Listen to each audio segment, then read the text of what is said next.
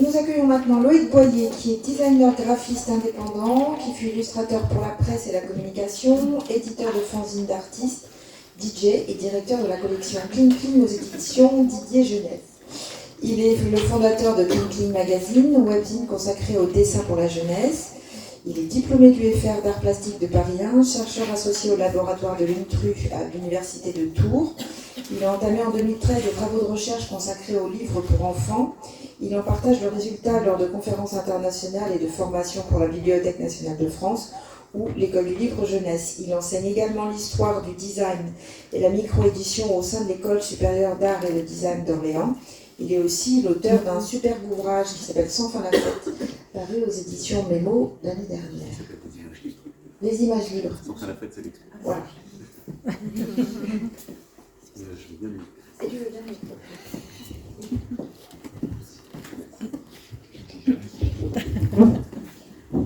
C'est bon, on m'entend bien. Ça sonne dans le coin. Alors, donc, je vais vous parler donc, de Sans fin la fête, cette exposition qui... alors, merci encore à Étienne Delessert pour le prêt de son titre, hein, Sans fin la fête. Sans fin la fête était à l'origine le titre d'un album. Donc, une exposition qui avait pour sujet un moment historique, un moment particulier de la littérature pour la jeunesse. Et cette expo, elle s'est tenue pendant les 6 premiers mois de l'année 2022 à la Bibliothèque de la Part-Dieu à Lyon.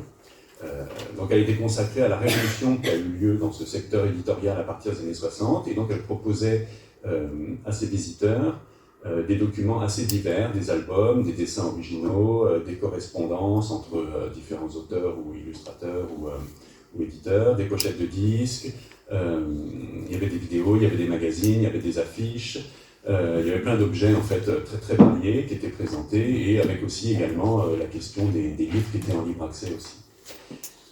Mais on va commencer, si vous voulez bien, puisque je suis à l'origine de cette exposition, par un retour un petit peu sur mon parcours professionnel qui va être éclairant en fait pour la suite. Donc, je suis plasticien de formation, comme ça a été dit, et je suis de profession designer graphique. C'est-à-dire que je conçois, pour des gens qui souhaitent travailler avec moi, des mises en page, donc pour des livres, des affiches, des dépliants, des sites web, ou alors des identités visuelles pour des librairies, pour des artistes, pour des designers, etc.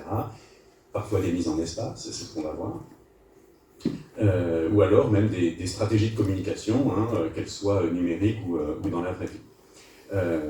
Parallèlement à ça, il se trouve que j'ai une activité de collectionneur qui est au moins aussi longue, et que j'ai documenté en fait cette collection à travers un webzine, donc ça a été cité, donc qui s'appelle Clean Clean Magazine. Et cette visibilité en fait, de la collection a fait venir à moi différentes institutions françaises, belges, espagnoles, etc., qui ont été demandeuses d'une forme d'expertise en fait, en matière d'histoire de l'art, hein, on peut dire. Et la collaboration la plus longue dans ce domaine, ça a été celle donc, de la direction de la collection patrimoniale Clean Clean pour les éditions Didier Jeunesse, qui a duré donc une bonne dizaine d'années.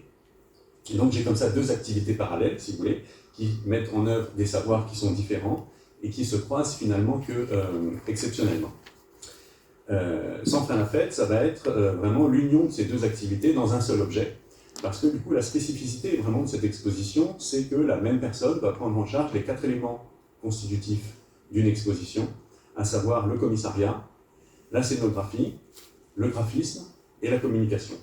Donc, avec l'aide, bien sûr, hein, des équipes des bibliothèques, mais du coup, avec un regard quand même unique et global sur le projet, une véritable vision d'ensemble, en fait, qui articule le fond et la forme dans un même mouvement. Grâce à cette double casquette, en fait, d'historien des formes d'une part, et de créateur des formes d'autre part. Donc, on m'avait déjà sollicité au sujet d'exposition de littérature jeunesse auparavant. Le projet de recherche de Sophie Heywood, qui s'appelait Le 68 des enfants, avait donné lieu à une exposition qui avait été déclinée en 2 versions en 2018. Une version ici à la médiathèque Françoise Sagan au début de l'été, puis à l'Alcazar de Marseille pendant l'hiver qui a suivi. Alors, pour l'événement parisien, j'avais conçu le graphisme de l'exposition, c'est-à-dire son identité visuelle, les cartels, la mise en page des panneaux de texte, enfin tous les éléments graphiques qui apparaissent dans l'expo, ainsi que les éléments de communication, affiches, cartons d'invitation et livrets. À Marseille, en plus de ces missions, on m'a demandé d'assurer la scénographie, ce que j'ai accepté avec joie, Et c'était un peu particulier, ils avaient un scénographe qui était rattaché à Alcazar, mais qui était parti, je crois, 2 ans auparavant et qui n'avait pas été remplacé. Donc je voyais directement, en fait, avec les services de la ville de Marseille, comment concrétiser, en fait, l'aménagement de cette espèce de grand plateau vide d'exposition, et du coup, comment faire coexister harmonieusement différents types de documents, avec des contraintes en matière de vitrines préexistantes, notamment, ou comment convaincre les techniciens aussi sur place, dont comment dirais-je, enfin ce que j'entendais surtout, c'était non, ça on va pas pouvoir le faire, ça non, on ne peut pas y toucher, ça on va pas leur demander, de toute façon ils ne voudront pas, etc. Mais en fait on essaye quand même, et à la fin tout le monde est content, et même un petit peu fier finalement de cette construction collective. Mais pour revenir à ce qui nous occupe, donc c'est-à-dire Sans fin la fête, cette expo-là, il faut que je vous raconte comment ont été mises en place les conditions favorables à la conception de cette exposition. Donc il faut remonter à 2016, et une journée d'études à l'ENSIM intitulée « Livre de jeunesse d'hier, public d'aujourd'hui, quelle rencontre ?» qui était jeune. Et en ce qui me concerne, la rencontre a été celle de Christine Moreau, des éditions Mémo, qui partagea le micro avec moi, et également donc de Violaine Calmaché, maîtresse de cérémonie, et surtout responsable du département jeunesse de la bibliothèque de la Part-Dieu. Après ça, on a déjeuné ensemble, et on s'est dit qu'on avait envie de travailler ensemble. On ne savait pas quoi faire, mais voilà, si un jour quelqu'un avait une idée, ce serait bien qu'on fasse quelque chose ensemble. Et ça m'est venu. 3 ans plus tard, mais ça m'est venu. Et parce que la plupart des projets que j'initie servent souvent à combler un besoin personnel. Par exemple, j'ai créé le site Clean Clean Magazine parce que je trouvais qu'il y avait peu de ressources visuelles en ligne qui concernaient la littérature jeunesse du XXe siècle. Et fin 2018, je me faisais la réflexion qu'il me manquait, au-delà de ce catalogue essentiel bibliographique qui avait été publié en 2013 donc par Michel Morel et libraire associé, qui manquait donc à ma bibliothèque de travail un ouvrage de référence un peu plus touffu sur ce thème, en fait, donc de cette littérature autour des Gardenquist avec toute cette nouvelle génération d'illustrateurs, etc. J'étais pas sans savoir qu'un des principaux éditeurs de cette histoire, donc François-Henri Vidal, était fâché avec les 3/4 de l'humanité, ce qui rendait ténue l'hypothèse de la publication d'un ouvrage relatif à son travail. Or, il se trouvait qu'à l'époque, il m'arrivait de correspondre en toute amitié avec lui, je veux dire à l'époque. Après avoir obtenu son accord, j'ai proposé l'idée de ce qui deviendrait donc les images libres à Christine Moreau des éditions Mémo, qui a été immédiatement enthousiaste. Et aussitôt après avoir accroché, hop, je rappelle Violaine cette fois, et qui a fait preuve d'un enthousiasme tout aussi grand. Donc comme ça, on avait ces 2 projets qui ont démarré en même temps, donc le projet du livre et le projet de l'exposition. On est alors vers le mois de juin 2018. L'exposition va ouvrir au public donc plus de 3 ans plus tard, en même temps que la publication du livre. Et donc, qu'est-ce qui s'est passé pendant tout ce temps, pendant ces 3 années? C'est ce que je vais vous raconter maintenant, en temps réel. La spécificité du projet, c'est la prise en charge par la même personne des 4 éléments constitutifs d'une exposition. Donc, commissariat, scénographie, graphisme, communication. Alors, on va voir ça un peu plus en détail. Quand on a fait la première réunion avec la hiérarchie et les services de la bibliothèque à Lyon, il y a eu quelques inquiétudes, mais comment est-ce qu'il va faire ça tout seul, c'est beaucoup de travail, etc. Parce que d'habitude, donc, ce sont des prestataires différents qui prennent à leur charge chacun des postes. Alors évidemment, je n'ai pas tout fait tout seul, hein, comme je disais. Le commissariat et la scénographie ont été partagés, respectivement donc avec Violaine Calmaché pour le commissariat, et avec Delphine Guédra, qui est responsable des grandes expositions à la bibliothèque municipale de Lyon. Et il faut savoir aussi qu'il y a sur place, à la Part-Dieu, un atelier de menuiserie avec des techniciens qui ont été surpris vraiment dès la première présentation dès la première présentation du projet et qui se sont beaucoup impliqués dans la scénographie. Et donc j'avais vraiment des conditions matérielles qui étaient absolument idéales. Donc je suis allé à Lyon assez régulièrement pendant l'année 2021, j'habite à Orléans, avec des plans, avec des formes, avec des idées, avec des dessins, que eux n'ont pas hésité à améliorer pendant mon absence, et leurs idées étaient toujours super. Et à chaque fois que moi, de mon côté, j'avais une idée supplémentaire en disant « tiens, là, on pourrait mettre un gros rond vert, etc. » et tout, et bien j'avais de problème, c'était toujours intégré avec beaucoup d'enthousiasme. Alors, il faut savoir que le lieu qui a accueilli l'exposition n'est pas un endroit où se font généralement les expositions. D'habitude, ils ont un endroit vraiment dédié, qui est un espace un peu plus petit, un peu plus linéaire, mais qui est placé près de l'entrée, de la véritable entrée de la bibliothèque, et qui est donc plus visible, plus accessible pour le public. Mais avec les restrictions liées au Covid, les calendriers ont été décalés, etc. Et finalement, on a été rabattu à cet espace, que personnellement je préfère. je me souviens, lors de la première visite, Violaine m'avait dit, bon, il y a ça qui existe, mais c'est pas un bon endroit pour faire des expos et tout. Moi, je trouve ça super, je suis t'es sûr, c'est grand, c'est beau et tout, c'est vachement bien. Mais bon, c'est vrai qu'il y a des contraintes qui sont importantes. Donc, comme je disais, il est décalé par rapport à l'entrée. Et c'est pas donc immédiatement visible des visiteurs. Il y a plusieurs niveaux. C'est assez grand quand même, pour arriver à le remplir. Et puis, c'est assez haut sous plafond par endroit aussi. Il y a une entrée principale, une entrée secondaire un peu latérale, mais il n'y a pas de sortie. C'est-à-dire qu'il ne faut pas se tromper si on veut vraiment commencer par le commencement et il faut revenir sur ses pas quand on a terminé. Mais ces contraintes, en fait, du coup, on les a intégrées dans la scénographie. Et dans le scénario de l'exposition, par exemple, on profite de la hauteur, comme ça, pour faire descendre des éléments lumineux du plafond, ou bien on peut faire aussi en sorte que, justement, on n'ait pas un cheminement chronologique, mais plutôt thématique, même s'il est quand même un peu chronologique, mais bon, là. Et de fait, on a observé que le fait de ne pas avoir de sortie comme ça en fin d'expo, ça faisait que les visiteurs revenaient volontiers sur certaines parties de l'expo, qu'ils n'avaient pas une visite complètement linéaire, et qu'il y en avait certains qui restaient plusieurs heures en fait dans cette expo, alors que c'est pas Orsay non plus, hein, voilà. Donc, c'était des contraintes qui ont été finalement intéressantes à travailler. Alors, il existe en matière de design deux approches, on va dire, opposées concernant sa perception. Et ça vaut donc pour la scénographie, qu'on peut rattacher au design d'espace. Donc, on peut souhaiter d'une part que le design s'efface au profit du fond, au profit du sujet qu'il porte, ou bien on peut décider d'en faire un objet qui a son existence propre et dont la présence, en fait, ajoute une couche de sens au projet. Comme une voix, en fait, supplémentaire au sein d'un objet qui serait choral. Un design subjectif, en quelque sorte, qui dit quelque chose du projet au sein duquel il opère, que ce soit un générique de film, la maquette d'un magazine ou la scénographie d'une exposition. Donc vous aurez compris, en voyant un peu les images que je montre ici, que c'est la seconde option qui a eu ma faveur.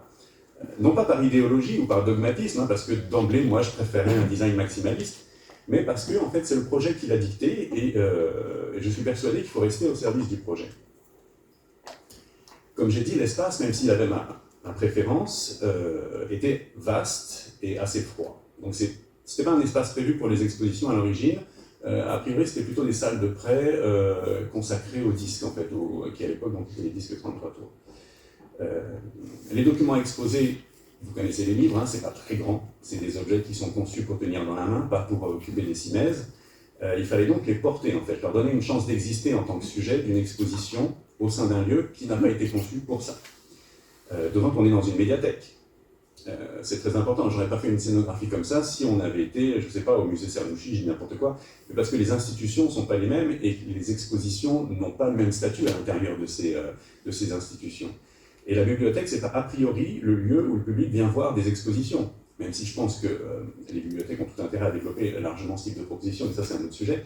Et a fortiori, quand les livres change de statut finalement d'une salle à l'autre d'établissement. Tantôt le livre il est là pour être tripoté, emporté, ramené à la maison, etc. Et d'un autre côté il prend un statut complètement différent pendant l'exposition. Voilà, une exposition c'est pas juste un rassemblement de documents, aussi intéressant qu'il soit, mais il faut que l'objet exposition soit lui-même intéressant. Donc ce sont ces manières d'envisager l'expo qui font qu'on a comme ça une multiplicité de formes, de couleurs dans cette scéno. Enfin, je dis multiplicité des couleurs, mais c'est pas tout à fait vrai, parce qu'il n'y en a que 4 des couleurs. On a un vert, un jaune sécurité et un blanc. Ça, c'est l'image en fait, que j'avais envoyée donc, aux gens de Lyon pour donner donc, la palette qu'on allait utiliser pour l'exposition, qui me paraissait bien. Donc on a utilisé ce vert là, qui est un vert un peu acide, un peu pas très naturel, mais assez chouette. Le jaune qui fait un contrepoint plus chaud, étonnant, qui est un jaune sécurité, c'est comme ça qu'il est sur le catalogue des peintures. Et puis surtout du blanc, en fait, parce que mine de rien, c'est le blanc qui va faire que justement le jaune et le vert peuvent exister ensemble. Et il fallait quand même une couleur qui fasse contrepoint, un peu sombre, là. Donc on a en bas cette espèce de presque noir, etc. Donc moi j'ai choisi donc un violet plutôt sombre qui va servir à faire tout ce qui est texte, tout ce qui doit justement ressortir à un moment dans ce projet-là. Tous les textes, il n'y a pas du tout de texte en noir, en fait, on est resté vraiment que sur de la couleur partout. Et donc l'usage de ces éléments, de ces codes, en fait, a servi aussi à distinguer les différents chapitres de l'exposition, les différents objets.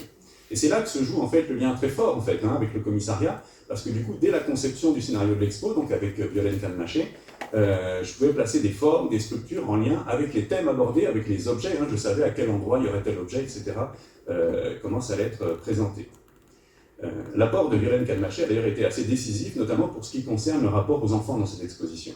C'est elle qui a pensé aux éléments qui leur étaient destinés. Donc on a des téléphones qui racontent des histoires, on a la présence du personnage de Grabotte comme un fil conducteur aussi tout au long de l'exposition.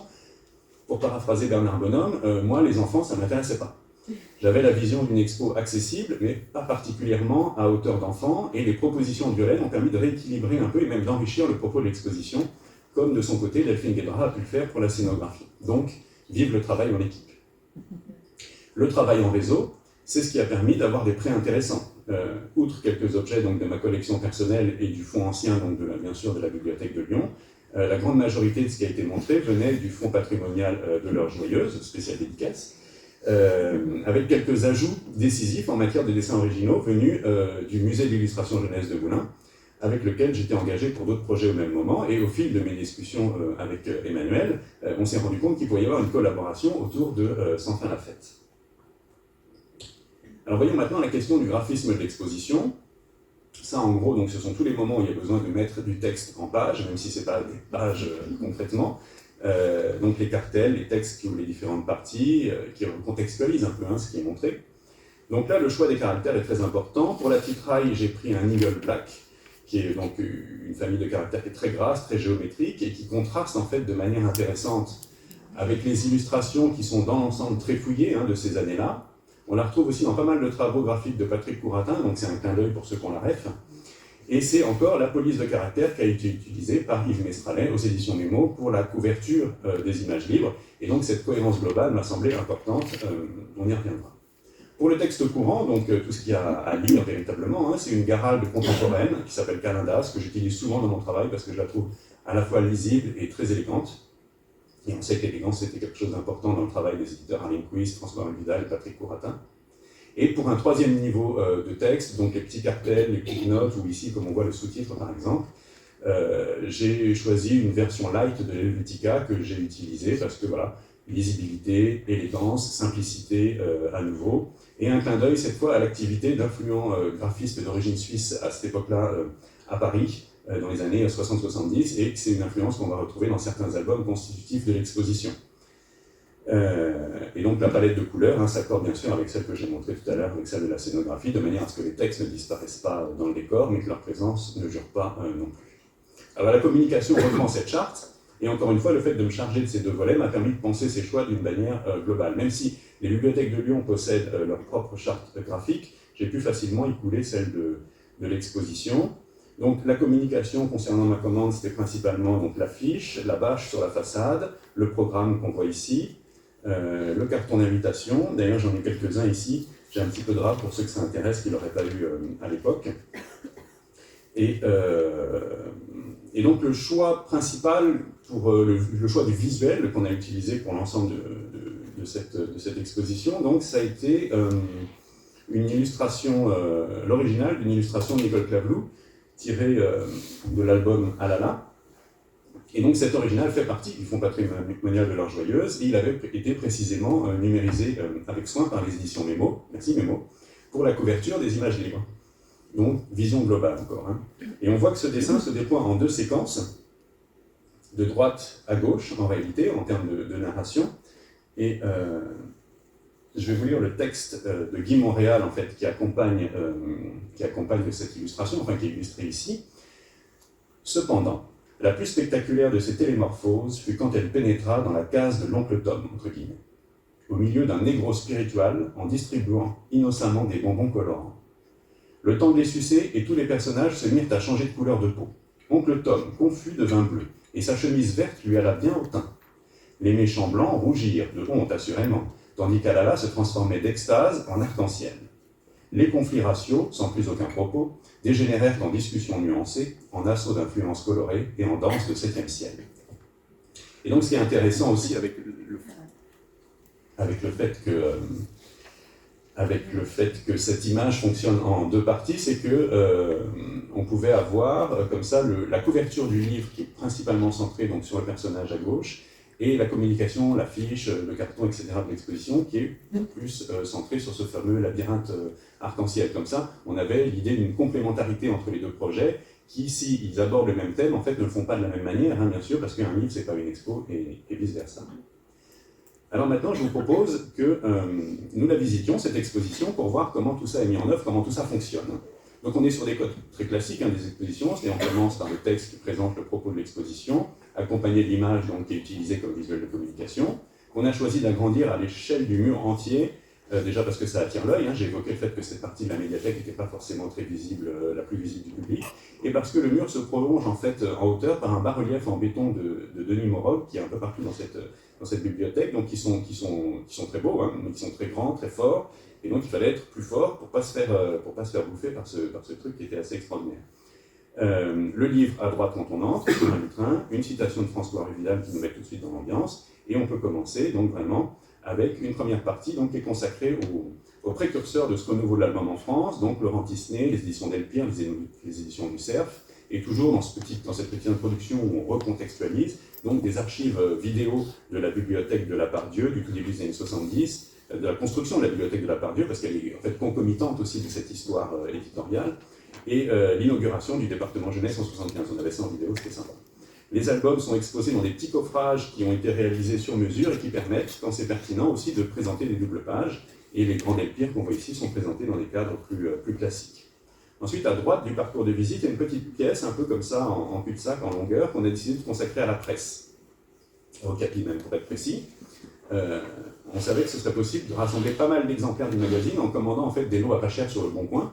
Et l'idée, c'était vraiment de les laisser, encore une fois, là, de renoncer en fait à la conservation de la chose, mais vraiment de les laisser à la disposition du jeune public contemporain. Donc, cet endroit qui est un petit peu à l'écart des voies de passage, donc c'était très bien pour ça. On a mis donc du coup une moquette à cet endroit-là, des poufs, des téléphones pour en faire un petit coin de consultation. Les téléphones, donc, ils ne sont pas là pour faire joli, parce que quand on décroche et en fonction du chiffre qu'on fait sur le cadran, c'est un cadran qui tourne, on peut entendre une histoire ou un poème tiré des livres d'Arlene Twist. Il y a deux agrandissements, une couverture comme ça qu'on voit au fond qui habille le mur d'un numéro de Capi qui a une histoire particulière et donc du coup sa présence, ça permet aussi aux visites guides, pendant les visites guidées, aux guides en fait d'aborder une séquence particulière de l'histoire de Capi, parce qu'il y avait des visites toutes les semaines et des visites commissaires tous les mois pendant ces 6 mois. Ah oui, puis 30 000 euros, ça, le budget d'exposition, parce que j'ai vu que c'était un sujet important, je ne l'avais pas prévu, mais je me le dis parce que ça fait partie du truc.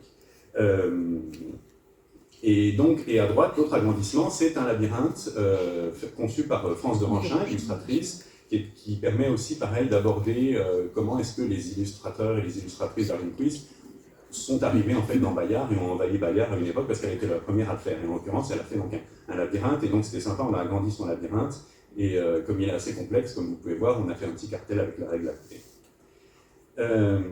Quand on ressort, on longe un mur sur lequel on a placé des posters réalisés par les illustrateurs dont on parle, parce que le poster, c'est aussi un objet dont l'arrivée dans le paysage culturel, en fait, a été parallèle à cette génération dans l'édition. Donc ils ont été photographiés, c'est pas les vrais posters qu'on a collés comme ça, et puis ils ont été imprimés et collés de manière un petit peu sauvage sur le mur. Et alors quand on se retourne, on se retrouve face à une construction comme ça, qu'on a appelée la cacahuète, parce que sur les plans, quand on dessinait, ça ressemblait un peu à une cacahuète, et ça permet à la fois de créer un espace d'exposition à l'intérieur de cette structure, donc on a vraiment construit à partir de rien, et de faire un circuit aussi linéaire tout autour. Donc l'espace intérieur, du fait de son aspect un peu plus intime, donc il est plutôt consacré aux coulisses de la création, avec des correspondances, justement, c'est là qu'on a mis les correspondances entre éditeurs, illustrateurs, etc. Et puis aussi des variations, des essais sur la même illustration, par exemple, et puis des documents un petit peu plus modestes aussi, comme des éphéméras, des petits catalogues, des choses comme ça. Et il y a par exemple une première recherche de Nicole Clavelou sur des personnages, donc toujours pour Alala, qu'on voit là sur le mur, et en fait, à côté de ces recherches, on a percé une petite fenêtre qui nous permet de voir le dessin final, qui fait partie de l'exposition, donc cet espace plus linéaire qui fait le tour comme ça de la cacahuète. Donc cet espace plus linéaire, lui, était plus concrètement consacré aux illustrateurs et aux illustratrices, donc là, il y a plein de dessins originaux qui sont rassemblés plus ou moins par album. Et à mi-chemin de ce parcours, il y a un petit banc comme ça avec un bac intégré, avec une vitrine intégrée, un bac intégré dans lequel on a mis donc soit les albums qui étaient réédités, les albums de l'époque étaient encore disponibles, etc., soit ceux qui faisaient partie des fonds anciens, mais qui pouvaient être manipulés parce qu'ils étaient en double ou des choses comme ça.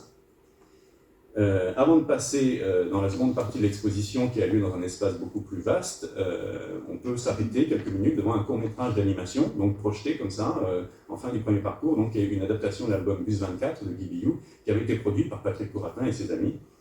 Et voilà, c'est mon côté l'amour aux tous, un peu là. Et une fois qu'on passe dans la grande salle, on commence par la mezzanine qui est consacrée vraiment au travail de maquette, de typographie et tout le travail de mise en forme très particulier qui a accompagné ce renouveau éditorial au-delà de l'illustration. Donc on a le mur vert au fond qui est un mur qui est consacré à la présentation d'une collection particulière qui est presque complète là, et dont les ouvrages sont tous carrés, de la même taille, etc. Et les couvertures forment, avec des genres picturaux très différents, un ensemble coloré assez cohérent. L'autre mur, donc le grand mur blanc là-bas, il va présenter d'une manière plus didactique en fait le travail graphique assez exceptionnel réalisé sur certains des albums. Chaque rangée en fait rassemble un moment de bravoure particulier par ordre de lecture, dans le sens où vous avez d'abord toute une ligne, toute une rangée horizontale avec des couvertures, ensuite toute une rangée avec uniquement des pages de garde, puis des pages de titres, et enfin tout en bas des doubles pages où à chaque fois on a un rapport texte-image qui est le résultat d'un parti pris audacieux, innovant, pertinent, etc. Et au milieu, sur cette grosse vitrine, en fait, c'est une table d'atelier qui a été fabriquée donc, par les gens de la bibliothèque sur place, donc avec une couverture en plexi, et en dessous, on a des objets techniques un peu obsolètes qui servaient à faire des maquettes, et donc des maquettes justement un peu jaunies avec du calque, des bouts de scotch, etc., du lettre A7, des choses comme ça. Et le vice a même été poussé jusqu'à la création de tiroirs en fait sous cette vitrine qui peuvent donc être ouverts, et dedans on voit des agrandissements de dessins de Nicole Claveau qu'elle a fait pour les pages de garde qui sont exposées juste à côté. Après, quand on descend de la mezzanine, on a une petite zone qui rend hommage aux auteurs, même si ce n'est pas vraiment le sujet de l'exposition, on a quand même voulu rendre hommage au moins aux deux auteurs des livres d'Arlenquist, dont l'œuvre a probablement le moins vieilli, c'est-à-dire Marguerite Duras et Eugène Ionesco. Donc pour la première, ça passe, comme on voit ici, surtout par des films, en lien plus ou moins direct avec son livre A. Ernesto, qui est donc son livre jeunesse. Et pour le second, on a construit donc au milieu de cette vaste salle une cabane, mais qui est une cabane qui raconte en fait des contes, les contes pour enfants de moins de 3 ans de Ionesco, et sur laquelle on a projeté en mapping en fait des illustrations qui correspondent aux albums qui sont liés dans ces. On se met dedans et on entend en fait enregistrer les histoires sont racontées. Et à nouveau aussi dans cet endroit, il y a un des cubes en fait qui est creux et dans lequel il y a des livres qui sont en libre accès. Et pendant ce temps, sur les murs de cette plus grande salle, donc, le scénario continue de se dérouler. De gauche à droite, on a le déploiement de tous ces illustrateurs donc, que j'ai appelés les Quistiens dans d'autres maisons d'édition au fil du temps, donc ensuite quand ils vont chez Gallimard, chez d'autres, etc. Donc là, on a quelques originaux, beaucoup de livres, donc dans des cadres, dans des boîtes, à nouveau, des coffrages faits pour l'occasion, et puis dans des vitrines qui sont assez horizontales, qui ne sont pas trop hautes.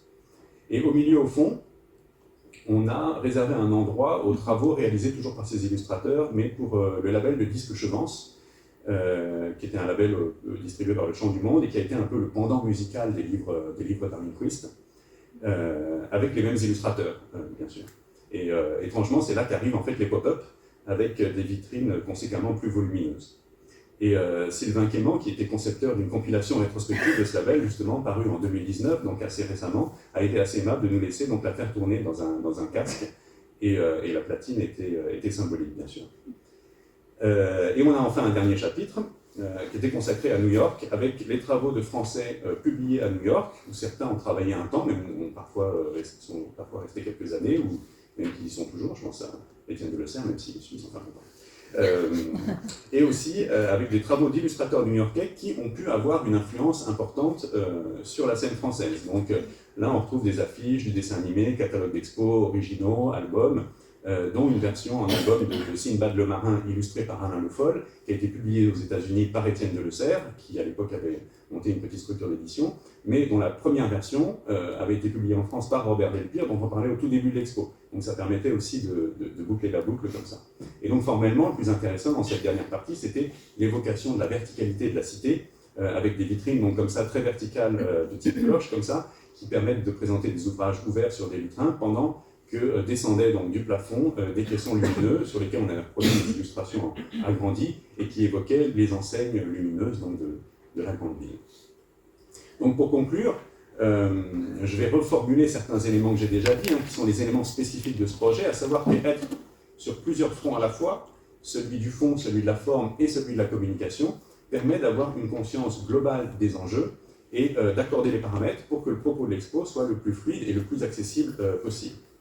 Donc l'inauguration, ça a été un grand moment, c'était programmé un samedi après-midi pour vraiment avoir la présence des familles, et de fait, on avait vraiment toutes les classes d'âge qui étaient représentées. On avait des gens de la génération des illustrateurs exposés, on avait d'autres qui ont été des jeunes lecteurs à l'époque, mais qui sont plus jeunes aujourd'hui, des enfants de cela, et puis aussi des jeunes adultes, des étudiants qui s'intéressent à l'image, etc., et qui découvraient tout un tas de choses qu'ils ne connaissaient pas. Et voilà, et ça a duré comme ça 6 mois, où ça a été vraiment super, avec des retours très positifs. Il y avait des gens de Paris qui se déplaçaient, des gens qui voulaient faire venir l'expo dans leur institution, etc. Et c'est en partie ce qu'a réussi le festival Gribouillis à Bordeaux, en programmant quelques mois après l'exposition Nicole Clavou et les images libres. Et c'est une autre histoire. En tout cas, merci d'avoir écouté celle-ci.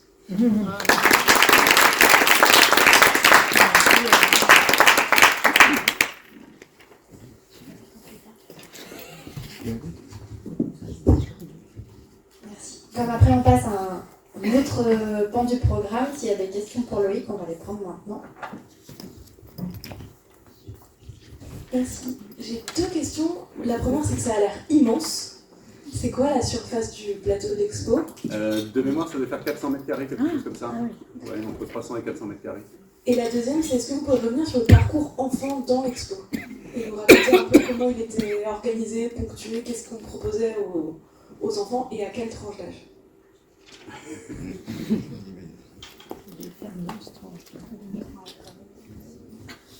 Oui, donc il y avait, comme vous avez peut-être vu sur les panneaux de texte, vous aviez des gravottes en bas qui avaient à chaque fois un petit texte, on va dire simplifié, enfin voilà, plus court, plus accessible, dans une petite bulle jaune à chaque fois, donc ça ponctuait les chapitres. Ce qui était aussi un piège à enfants, c'était les casques à côté des vidéos, qui étaient des casques avec des oreilles d'ourson, de je sais pas quoi, de bestioles comme ça et tout, donc tous les gamins voulaient mettre les casques et du coup ils étaient obligés d'écouter Marguerite Duras, des trucs comme ça, mais ça marchait très bien. Moi j'ai vu des gamins qui regardaient donc Marguerite Duras qui parlait tout ça et tout, et puis après ils retrouvent les gamins, ils vont voir sa mère et disent oh, c'était génial tout ça et tout, donc ça fait super plaisir. Donc, il y avait ces petites choses-là, il y avait les téléphones dont j'ai parlé, il y avait le côté salle de lecture avec les poufs, etc., donc, qui permettait d'avoir accès, voilà, il y a aussi la cabane, en fait partout il y avait des livres à disposition, ça plaisait bien aux enfants, voilà, je crois.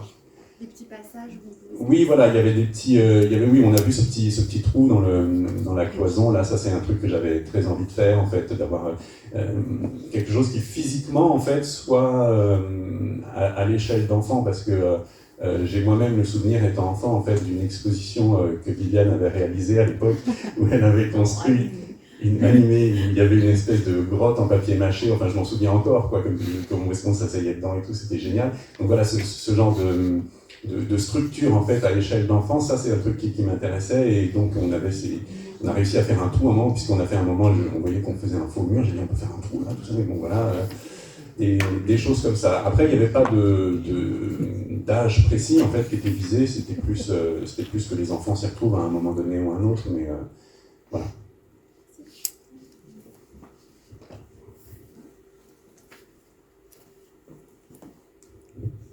Est-ce que c'est bon?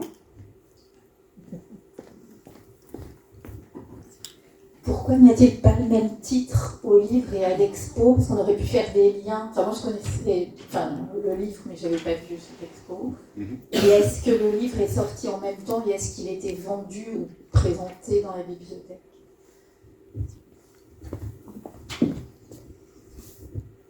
Oui, c'est une bonne question. Moi, je pensais naïvement, effectivement, qu'on allait reprendre le titre du livre, alors qu'au départ, qu'il n'avait pas ce titre-là, Les images libres, c'était pas mon titre, c'était pas le premier titre que je voulais. Mais en fait, dès que j'ai commencé à évoquer le livre auprès des bibliothécaires, etc., je sentais que c'était un autre univers, c'était loin, c'était pas leur... Parce que, ce qui est tout à fait légitime, hein, elles avaient envie de produire leur propre exposition, donc d'avoir leur titre et leur projet, leur scénario, etc. Et de pas coller au livre en fait. Donc voilà, alors d'un autre côté, il y avait l'édition des mots qui voulait exister à travers cette exposition, ce qui est bien naturel. Donc il y avait un texte d'ailleurs des éditeurs de chez Nemo, enfin voilà, il y avait des passerelles et il y avait sur place effectivement, ils ont à la bibliothèque de la Pardieu, ils appellent ça le distributeur d'objets utiles. Donc il y a un endroit où on peut acheter par exemple des clés USB, des carnets, enfin des choses dont on peut servir en bibliothèque. Et c'est comme des petits casiers, vous savez, ces espèces de casiers où on peut acheter des sandwichs en Hollande là. Enfin bon, c'est très précis comme référence, mais donc ces petits casiers vitrés. Et donc il y en avait qui étaient assez grands pour qu'on mette le livre dedans. Et effectivement, le livre était en vente à l'exposition d'une certaine manière. Voilà.